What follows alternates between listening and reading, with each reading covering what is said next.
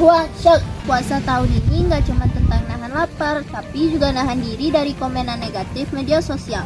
Kadang narasi di media sosial lebih ribut dari kehidupan nyata. Padahal alam ngajarin tentang ketenangan, gak ribut. Lihat deh, wah, syok. Orang-orang cuma protes di komen, tapi nggak ada aksi mau bantuin. Benar, kalau kita cuma marah-marah di medsos tanpa moderasi, kita malah nambah sampah digital. Iya, harusnya gimana, wah? Kita buat narasi tandingan. Ayo kita buat konten yang mengedukasi orang untuk cinta lingkungan. Itu bisa jadi amal jariah kita di bulan puasa ini. Hai guys, ini ikut kami dalam rangka menjaga lingkungan. Guys, ayo. Buang sampah pada tempatnya. Ayo.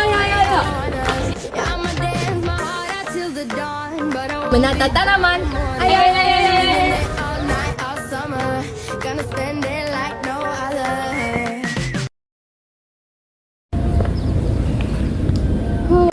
Akhirnya selesai. Wah, ini orang nggak bisa dibiarin, lihat nih. Terus dikasih pelajaran nih, kubalas ah. Bentar, anti kekerasan itu bukan cuma fisik, tapi ketikan kita. Gunain bahasa Indonesia yang baik dan sopan. Kalau dibalas kasar, apa bedanya kita sama mereka?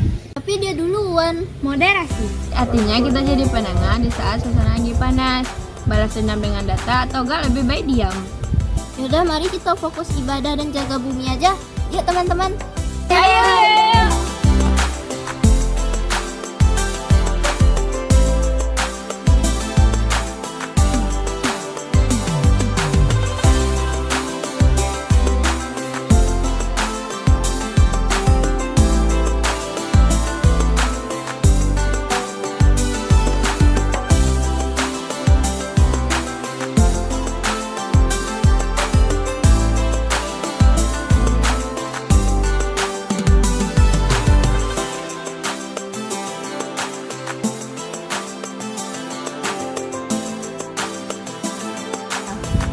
Kami dari perwakilan kelas 92, saya Syakira Latifaransi, saya Hauri Wiansyah, Dan saya akan dadah.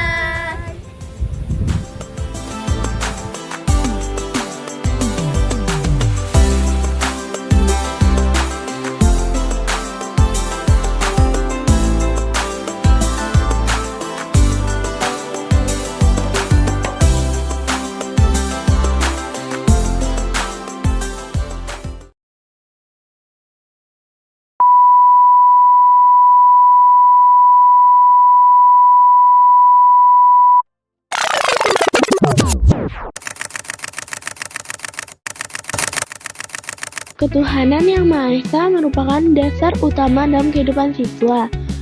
Namun, apa sebenarnya makna nilai ketuhanan bagi seorang siswa?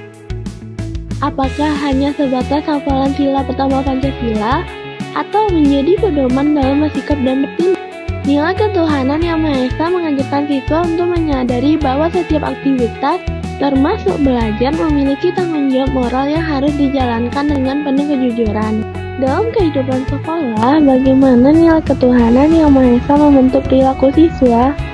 Siswa yang beriman akan berusaha menjaga sikap, tutur kata, dan perbuatannya agar tidak menyakiti orang lain. Siswa akan bertanya pada dirinya sendiri, apakah tindakannya sudah sesuai dengan ajaran agamanya? Dari kesadaran inilah tumbuh sikap sopan santun kepada guru, hormat kepada orang tua, serta tanggung jawab dalam menjalankan tugas. Di tengah keberagaman agama dan latar belakang, bagaimana seharusnya siswa menyikapi perbedaan? Siswa dituntut untuk bersikap toleran, tidak memaksakan keyakinan, serta mampu hidup rukun dengan siapapun. Bukankah sikap saling menghargai dan menolak kekerasan justru mencerminkan keimanan yang kuat?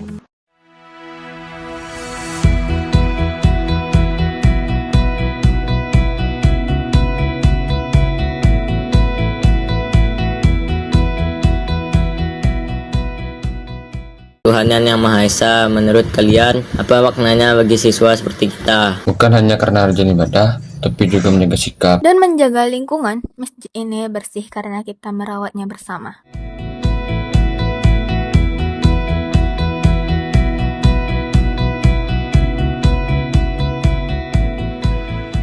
Apa cukup kita hanya menunjukkan ibadah saja dalam film? Tidak, ketuhanan juga berarti anti kekerasan. Jika ada perbedaan, kita menyelesaikannya dengan musyawarah. Artinya kita beragama dengan seimbang, tidak memaksakan, dan tetap menghargai orang lain. Berarti film kita harus menunjukkan toleransi dan komitmen kebangsaan juga. Kalau kita cinta Tuhan, kita juga harus cinta ciptaannya.